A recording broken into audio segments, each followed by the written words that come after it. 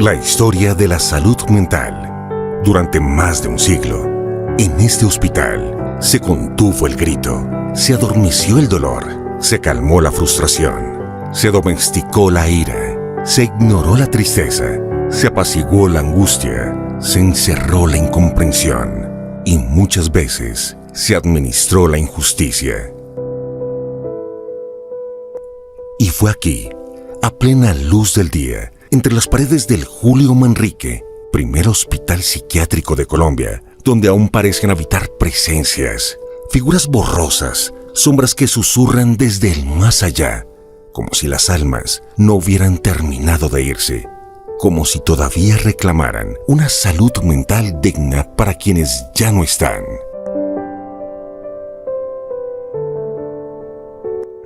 Muchos no estaban enfermos, solo eran distintos. Fueron víctimas de un diagnóstico errado derivado de una ciencia inmadura y una sociedad que confundía lo diferente con lo peligroso y lo raro con lo incurable. Encerrados por mandato familiar, por desconocimiento de su condición, por prejuicio sexual, por pobreza, por abandono o por ser simplemente inadaptados a la normalidad de la época. Quien no se alineaba al molde debía ser corregido o apartado. Todo comenzó en 1870, cuando en Colombia la salud mental era un misterio y la psiquiatría apenas una intuición. A falta de ciencia creció el miedo, miedo a perder la razón, miedo a volverse loco. Y de esta manera, la sociedad empezó a temerle, no solo al otro, sino también a sí misma, a sus propios pensamientos. En los asilos que surgieron a finales del siglo XIX, se popularizó la idea de que, en algunos casos, había que ejercer la fuerza para calmar al enfermo.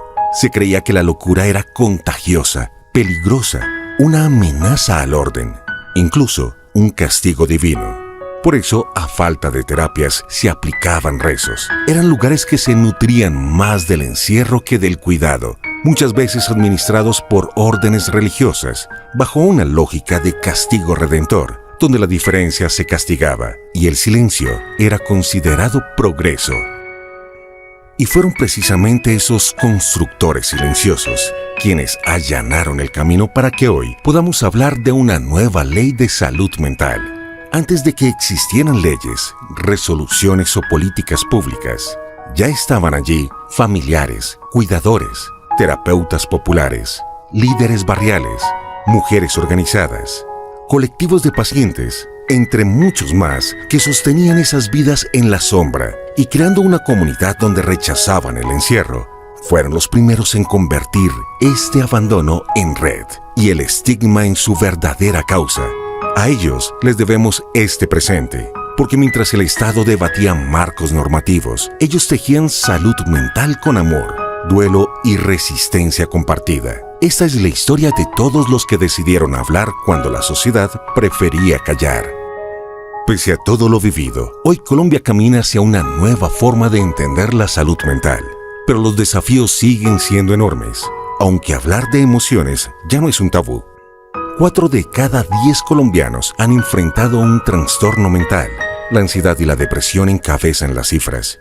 Y aunque se habla más del tema, menos del 10% de quienes necesitan ayuda realmente la reciben. Faltan especialistas. Sobran barreras. Hay regiones enteras sin un solo psiquiatra.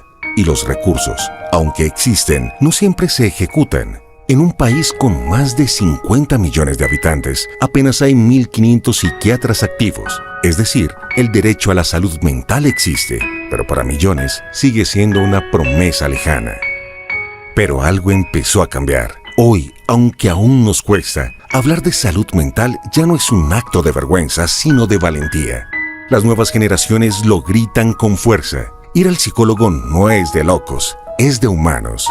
Deportistas, artistas, jóvenes que se atreven a contar su historia, han abierto un camino entre el silencio y la empatía. Sin embargo, el estigma no se ha ido del todo. Sigue agazapado al interior de las empresas, de los colegios, en los pueblos, en cada "mejor no cuente eso".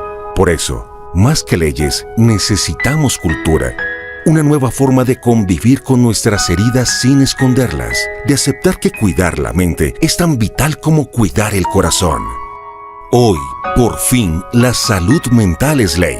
Una ley construida desde la escucha, tejida con voces ciudadanas, agremiaciones, familias y profesionales que soñaron con un país que no encierre el dolor, sino que lo entienda.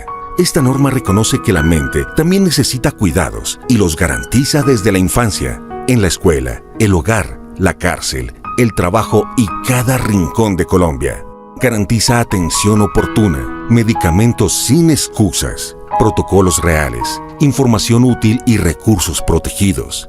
Pone en el centro la educación emocional, la prevención y la dignidad. Y aunque aún queda camino, esta ley deja claro: nunca más se tratará de excluir la diferencia, sino de abrazarla con humanidad.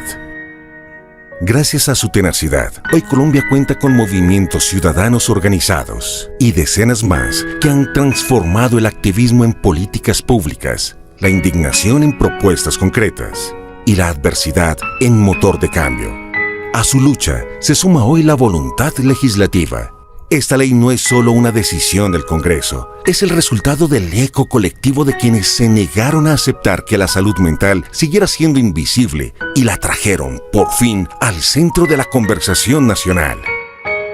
Porque un país que reconoce su fragilidad no es débil, es uno que decidió sanar desde la transformación. Esta ley es apenas el primer paso, pero marca un antes y un después. Hoy, la salud mental dejó de ser una promesa para convertirse en un derecho. Y lo más importante, dejó de vivirse en silencio. Que nunca más la incomprensión tenga la última palabra. Que la empatía, el cuidado y la dignidad sean los nuevos pilares de la salud en Colombia. Porque cuidar la mente es también cuidar el alma de un país entero.